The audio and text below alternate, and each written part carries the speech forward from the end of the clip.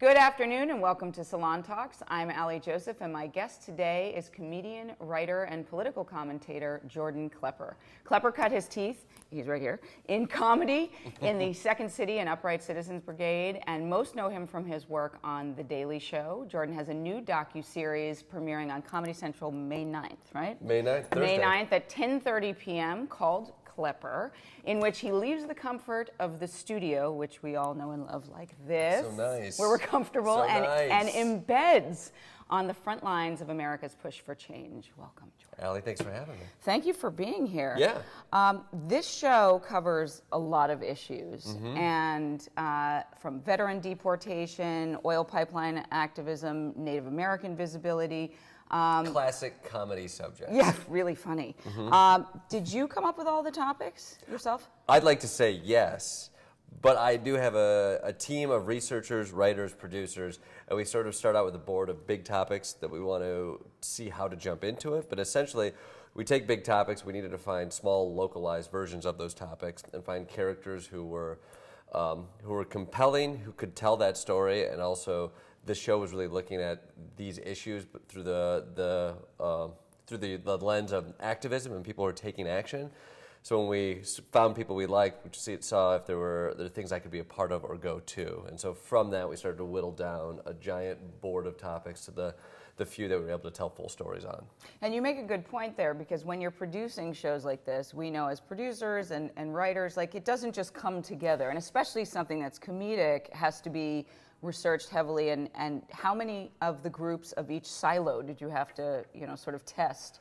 Well, I mean, I think like you do something, like we want to do something on, say, immigration, and that's a big, broad topic, and we'd start throwing out what are different stories, trends that are taking place, and then like you said, you make a bunch of phone calls, and there were a lot of stories that we were ready to walk out the door, and people fall through. The story kind of breaks in a way that you wouldn't expect. You don't have the access you want, or the event they were going to do shifts, and so I would say for every one story we said yes to, I'm sure there were 5 that were close that we had to say no to, or just had to put behind us.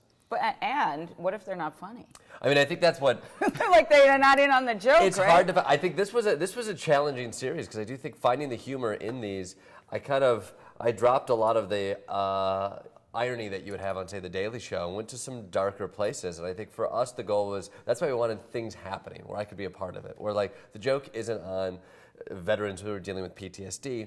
They shouldn't bear that joke. What it can be is on somebody who's trying to connect with them and be a part of it and help. So I can be the dummy who literally gets in a wrestling ring and gets body slammed. Or I could go into the pipeline protesters, and what you realize, the things that people do for activism are hard. And somebody like me, who's a pansy from New York, doesn't like sleeping outside. There's a lot of humor to be had in somebody who's trying to do good, but just is a little bit of a wuss. Well, I think you did a lot of good wearing those red bikini bottoms. Thank you. Yet I particularly enjoyed one of the segments that Jordan does on Klepper is he goes and finds and follows a wrestling organization called Valhalla. The Valhalla Club. The Valhalla Club of veterans who deal with their PTSD by professional wrestling and the full makeup and the small outfits, and so in solidarity. I donned a character. I played the heel. I became Mr. Red Tape Man. There was one thing that was getting in the way of these veterans achieving some sort of help. It was red tape. And so, to be fair, I picked out before we left the confines of New York, they asked, like, well, you might be a character in the ring. Would you like these boxer briefs, or would you like the true skivvies? And I said, the boxer briefs, just it's more flattering on this stick of a body that I have. And then I arrived, and they only sent 1 pair, and it wasn't those. I really hope while we're listening to you that we are seeing those bikini bottoms. I don't know. I'll know later. But I don't hope that. I don't think that's helping draw eyes towards this show. I think come for the thoughtful take on important issues, and please stay through the terribly pale legs. Well, it was bold of you to do that, and also to do their workouts with them.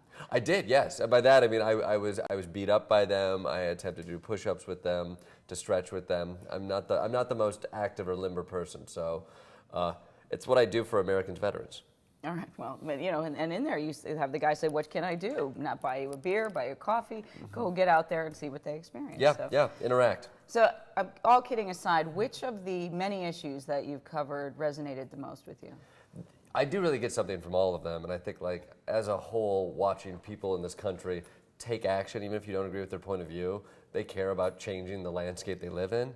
I spent time with some undocumented students in Georgia, and DACA students who want to but cannot go to public colleges because of the restrictions on immigrants in Georgia. And so I spent a couple weekends going to classes. They go to classes in undisclosed locations because there are hate groups that are trying to flush them out. And you really quickly understand there's these students who just purely want to learn. They want to get a good job. They want to give back to their community. They want to work, they want to become nurses. They want to be bilingual nurses so their parents and people they know are safe when they go to emergency rooms. And you have a government that doesn't want to give them access to higher education. And seeing that up close, you can't not be moved by it. And so that was an episode where I found myself protesting alongside other people and actually going to jail because of it. And I think I'm somebody who is progressive. I'm somebody who wants to be a part of doing what I would see as the right thing. But I'm often somebody who does that from afar. And I think what was refreshing for myself on this series was I was up close to it. And when you are up that close and have the ability to be a part of it, you jump at that. Or when I say jump, I say like you tepidly walk into that water. Well, you know, at least you walk in. That's more than. I'll take a tepid walk. I'll take it. It's a tepid walk. And you did give, if I'm remembering correctly, $800 of your own money to the undocumented immigrant school, and you had a very fun little tete-a-tete with Bill and Hillary Clinton in a tweet promo that I quite enjoyed, where you had Hillary do what? Well. Yeah, I got the president and the former secretary of state to do a tweet promo, so they are slumming it. I think if you could just give money to them, for God's sakes, well, desperation. Well, they're on tour now. They're on tour. They're doing a schmooze tour. They're doing tours, going around doing conversations, and that was even part. I hosted one of those tours in D.C. A week ago, and they did a video with me where I was like, "Let's help me decide what organizations to give money to." They sat down with me, they helped me pick a few organizations, and one of the GoFundMe pages was asking for Hillary Clinton to read the audiobook of the Mueller report, and we printed it out, and she was game, and she picked it up, she read it, it was a cathartic experience for her. I saw that retweet. I got tweeted at by Hillary Clinton, so no Very big nice. deal, but what are you doing at home? NBD. What are you doing? He's doing nothing. So that's a good segue into politics. Yeah, well done. Look how well we're doing here. We said before we went live that between the two of us, we have like the executive function of a snail today, but I think we're doing okay. So far, we're doing really well. Some might argue the fact that we're calling it out right now is a step in the wrong direction, but I would say that's the honesty that's coming out. Honesty is very good. So 2020, who are you eyeing? Who am I eyeing? Yeah, because there's so many. I'm going blurry eyeing everybody. I haven't picked my horse in that race, but I think there's some really interesting people. Pete Buttigieg, I think, is refreshingly smart and bland, and you didn't know. Sometimes you want chicken and white rice, where just because your tummy's been a little bit upset over the last week, and you're just like, give me something plain and simple that I know is going to take care of me for the next 4 years, and that could be the Buttigieg. He's a smart guy. I think Booker is inspiring. I think Warren actually has plans. She's like 6 months ahead of everybody else. I think I think the debate needs to happen right now about what this country needs. It's too early for people to jump on board and say, this is what it is. This is who's going to win it. Let's get on board. I mean, you look at Trump 4 years ago, and I think at that point, Jeb Bush was the one everybody assumed would be the only way the Republicans could win. Go with somebody like Jeb Bush, and that was so far away from what the electorate actually wanted. So there's a battle of ideas right now, and I think that's a good fight for a while. It is, but there's not that much time. I mean, we think all of this stuff gets compounded, and it's coming up-ish, but I would say there's still debates that need to happen. I think everybody wants to write the definitive article that say it's going to be Joe Biden, it's going to be Bernie Sanders. I think there needs to be some conversations. I like the white rice and chicken analogy. I say that My lovingly. stomach's actually upset today. I say that lovingly only that I think there's something refreshing in somebody who's like, I'm just going to explain to you what I think is the best way through. And you're like, oh my God, it's not about glitz. It's actually just about function. Well, hopefully the Democrats learned something from last time. I don't know what it is yet. So far, it's not looking good. But if we can just tighten it up a little. I think there's time, though. I think the Democratic Party needs to make a decision at some point as to whether they're the party that is looking back to try to put together the Democratic Party they thought existed in the past, or whether they're pushing forward and realizing there's a new Democratic Party. I think that should be a discussion. I think it's the crowning of the old friendly, or it's the idea of we're throwing it all away that muddies an actual discussion. But I do think what won't happen in 2020 is you're not going to have people who are on the fence, who don't like Donald Trump but are so-so with the Democratic candidate and then don't go out to vote because it could never happen again. It can happen, and I think if you're at all afraid of another 4 years of what you've seen up until this point, I'd like to think there's a little bit of unity, or at least that person gets out and votes. And that could be 1 or 2%, and in American elections, that's kind of all you need. Okay, well, I hope that you're right. I don't know what I'm talking about. Well, we'll check back. We'll check back in. All right, so back to your show. If you're just joining us, this is Jordan Klepper. He is the host of a new series called Klepper that premieres May 9th at 10:30 p.m. on Comedy Central, and we are talking about his experiences covering many stories of import in these fair United States about issues of import, undocumented immigrants who just want to be educated, veterans with PTSD dealing with their stress through wrestling, marijuana legalization, many of the issues of the day. Now, you talked about actually feeling a real resonance with the undocumented students and actually protesting with them and being arrested. What was that experience like? It was the actual experience of protesting is empowering. I think like wherever you can give voice to those who don't have it, you should take it. The experience of getting arrested is less than that. It's not super fun. You don't fit in the cars. There's a lot of bureaucracy once you get into that jail. There's some coughing and some squatting. There's some bonding with the other people who are in jail, and then you get let out. And I was greeted by the wonderful students of Freedom University who brought me Thai food and hugs. So for me, I was very lucky. There's a lot of people who don't have that kind of privilege who get to go into jail and then come out 12 hours later and be greeted with Thai food. So I was very proud of the fact that I could, myself and the other faith leaders and teachers there stood up and tried to draw a little bit of attention to the cause. Okay, now not all of these embeds, though, end that well, or are, and all of them are tense in some way. I mean, not so much the veteran story and some of the others, but the Native Americans and folks in the bayou protesting the pipeline, that was something personal to me, as well as Native American visibility, or invisibility, as it were. I am of Native American descent, and I had many relatives go out to South Dakota for the DAPL pipeline protests, and so when a situation is not amicable, when it is not all fun and games, how has humor for you enabled you to improve it or get through? Well, I'd say oftentimes humor can be used as a way to connect people, to find some common ground. I think it's a context in some ways as well. To kind of piggyback off of what you said, we did an episode on Native American visibility, and I think we read a report, a woman named Crystal Echohawk, that talked a lot about media bias, and there's no representation of modern Native American images in most media. And we read that as people who are in the media, and like, oh, that's on us. And so like, can we approach this topic? Can we try to right a wrong in some small way with the little opportunity that we have? It's like, we are a comedy show as well. How do we approach something like that from a comedic lens? I think what I did at that point was like, it's inherently comedic that part of this issue is the stories of Native Americans have often been told by white privileged guys in positions of power. And as a white privileged guy who's going out attempting to tell that story, there's inherent irony there. But let's walk into that and find that comedy, be able to talk about it. Let me be the punching bag for that idea.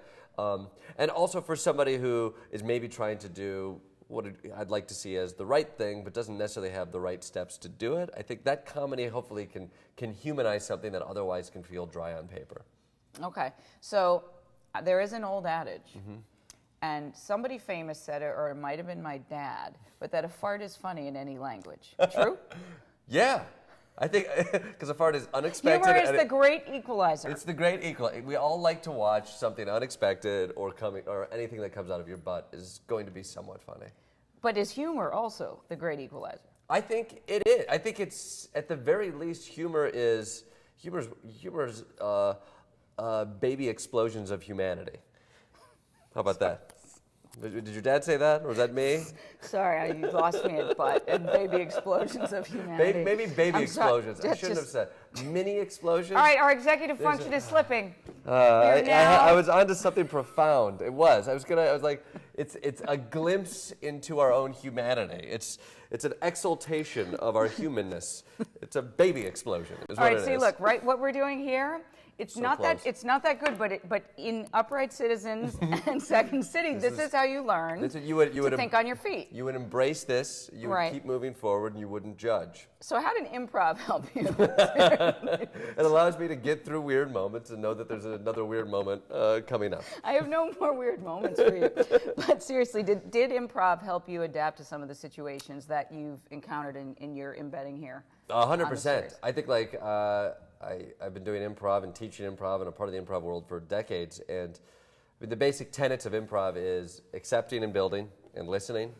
And especially when you're out in the field, you need to do all of those things. You're consistently listening to the story that's being told, and you're looking for opportunities to comment, to build off of the idea, or to find some humor in it. So it always helps me out in the field. It's a mindset that teaches you not to be precious, which I think can be really dangerous in any kind of creative situation. So there's times to be precious and there's times to edit, but there's also times that you should just be generative and not get too hung up on the one last thing you did. And so that has always helped me in the world of comedy. And there's kind of an interesting parallel here that I never thought about between being a good journalist, which you are in your Klepper capacity in a way, as well as a comedian, and also being somebody who's doing improv, like learning to think on your feet, learning to ask different questions, learning to zag, if you will, if the conversation goes differently than you expected. Yeah, I would say the best journalists, the listening part is the big part of it all, right? And I think with improvisation and in journalism, curiosity. You have to be curious about what that next thing is and open enough to find it. So, do you remember, I'm trying to think if I had any realization myself, but do you remember when you first realized you were funny? Or was there a moment in time when you said, this is what I want to do? I think for me, it was a little bit of an evolution, but I found improv in college just because I watched Whose Line Is It Anyway with my mom because it aired after General Hospital. And we would do that. We'd watch it in high school. I loved it. My freshman year in college, I went and there was an improv group, and I was like, I love that. I should try that. I should meet people. I like performing, kind of. I did mock trial, and I thought that was performing-y. You know mock trial? Of course. I did speech and debate. Did you? Yeah. Ooh. Nerds! Baby explosion. Yeah. Boom. Nerds! But I liked the energy from that in high school, and I think I started doing improv shows, and I remember my first laugh in an audience making you feel like $1 million. And I didn't necessarily think that was what my life goals were going to be, but I knew there was something special there, and it led me to be more and more curious about, I like performing, I like improv, I like comedy, I like theater. Let me study this, let me do more of it. And the more I did it, by the time I graduated, I was like, if I'm looking at what I want to do, this is the one thing I'm passionate about. The other things I thought I might do, I was a math major, I was thinking about the law, I was thinking about a bunch of things, but I was like, I'm not passionate about any of those things. I want to keep doing the thing that I'm doing. And so it almost became an inevitability because it was the curiosity that I was following, and I never became that much more interested in things like tort reform. Shocking. I know. But, no offense to the lawyers out there. I mean, maybe they... It could be great. Yeah. So here you are out on the road, sometimes in the bayou.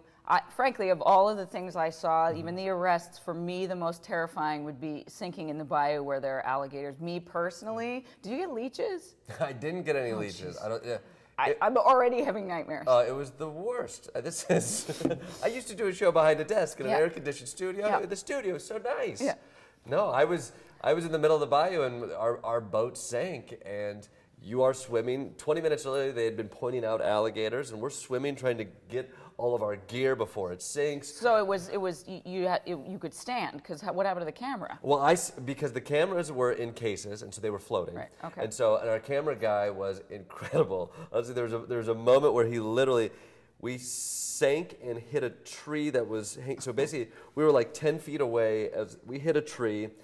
I fall out of the water and the boat goes under as it hits the side. Our camera guy grabs his camera, throws it onto the shore, climbs on up, picks it back up and hits record.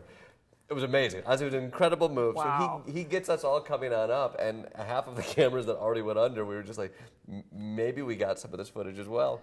Wow, that guy. He's I hope amazing. you hire him again. He's very talented. Now, okay, so before we wrap up, I want to encourage everyone to check out Klepper on Comedy Central on May 9th at 10:30, and I think it's also going to be streaming, right? I think so. It's right Comedy afterwards Central on app. Comedy Central on the app and .com. And it's on .com, That and then we have a wasn't my notes. podcast that's coming out as well. So as soon as we do the show, and as soon as the show is done airing, we launch a podcast that talks about some of the behind-the-scenes stories and some of the ways in which we came about the story. So I think like it's a chance for people if they're taken by the story, taken about by these people, and want like a full experience. I'm going to talk about it for 40 more minutes. So excellent. Where can they hear that? On ComedyCentral.com? Yeah, and Apple Podcast. Just downloaded it. It's called Klepper. I've lost all creativity, so it's just my last name. That's what I was wondering. Just Google Klepper. All right. So we're wrapping up. One last question. Of all the issues that you covered, has one occurred to you since you guys wrapped that you'd like to do next? Prison reform.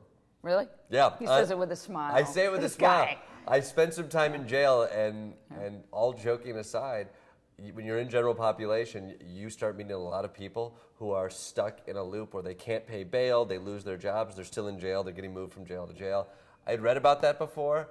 It wasn't until I was experiencing that and sitting next to somebody who was like, I can't catch a break. And I'm like, oh, I need to read about it again. And so I do think if we jump back in and do more episodes, that's a place we're going to start. All right, good place to start. Good place to start. Jordan Klepper, next week, Klepper on Comedy Central, May 9th at 10:30. Thank you for joining us. Thank you. I really enjoyed it. This was fun. Really funny and informative. You know what? That's all I can give. That's it. It's more than enough. And red bikini briefs. Watch it for the bikini briefs. We'll watch it through the bikini briefs. All right, have a great afternoon.